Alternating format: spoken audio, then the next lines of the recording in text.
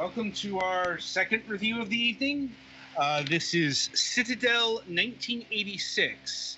And Pettyfan has been assigned to review this particular title, so I'll let him describe things. Alright.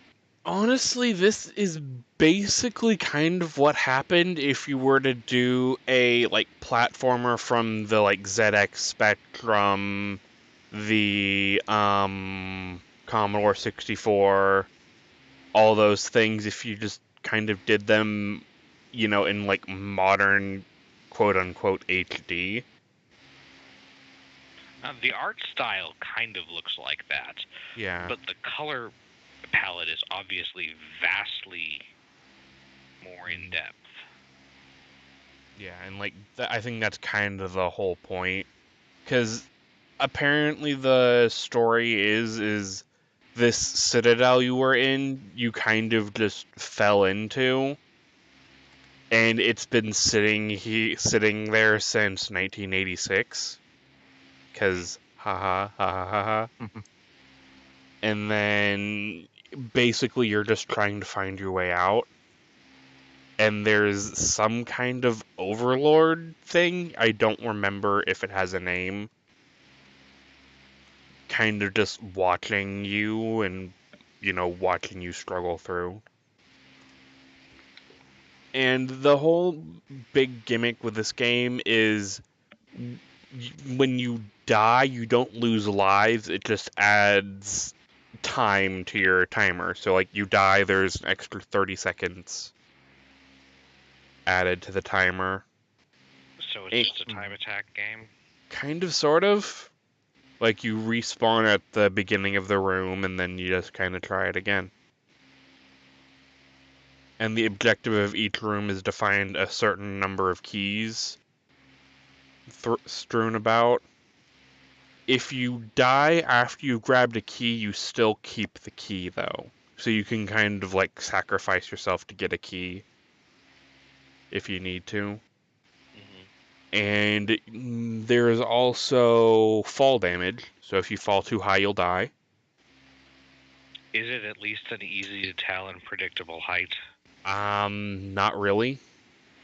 And it's an immediate drop off. If it's 3 pixels higher than the fall damage, you're dead. There's no rolling to save yourself. You just die. One of the levels I got past, the platforms were spaced so far apart that if I jumped, I would die. So I had to walk. So you have to walk off a lot of ledges? Yeah. And that was not fun. And also the swimming is kind of a pain. You swim painfully slow, and you only have 30 seconds of air, and then you die. Hey, it's better than having super drowning skills. Oops, I got my toe wet. I can't breathe. And, if this game really isn't for me, but I can see people who were into, the ZX Spectrum or the Commodore 64 enjoying it. Are the platforming physics decent, at least? I mean, they're not the greatest. They're passable, I guess. Though I did have some weird collision with some geometry stuff that I'm not sure if it was intentional or not. And yeah, I only made it to level 30, so I don't know how long this goes on. But the platforming challenge at 30 was just so frustrating, I just kind of said, no, we're done. And the audio is alright, though I think there was only one track and it got annoying really quick. The OST is available for free if you like it. Though this would be more of something you put in your study playlist than thumping in your car. And yeah, it's basically a retro style old computer platformer with a new coat of paint. As far as price goes, it's $2. So it's like, if you're interested to try something from the C64 ZX Spectrum era, and the only thing that really put you off for the graphics, then give this a shot.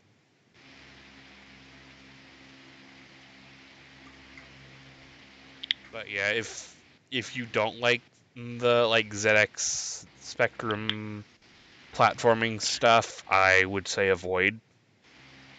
This isn't going to make you like those kinds of games. Well, those kind of games are most notable for like jank-ass physics, because literally game physics was not a thing they had figured out yet. Yeah. And some people find charm in that, and some people don't. That's why. This is one of those, if you want to try and relive the glory days, enjoy. If you don't, or like is off-putting to you, getting this won't change your mind on that. Any other questions? Not on my end. Is there a reason for the aesthetics of the enemies being unusual? It's basically I see a lot of monstrous office supplies. Yeah, it was just kind of the thing back in the Commodore and ZX Spectrum type thing. They just had oddly shaped things that would kill you in one hit. I ask because I'm specifically seeing floppy disks and staplers. There isn't really a lore reason given to why they're like that. It's just kind of a design decision from back in the day. Fair enough. Anything else? Don't think so. I'm good. I guess one other thing to note, if you like having windowed mode in your game, this doesn't offer that. And I think it's only one resolution, so that is something to keep in mind. Alright, so I think we're done with this one then.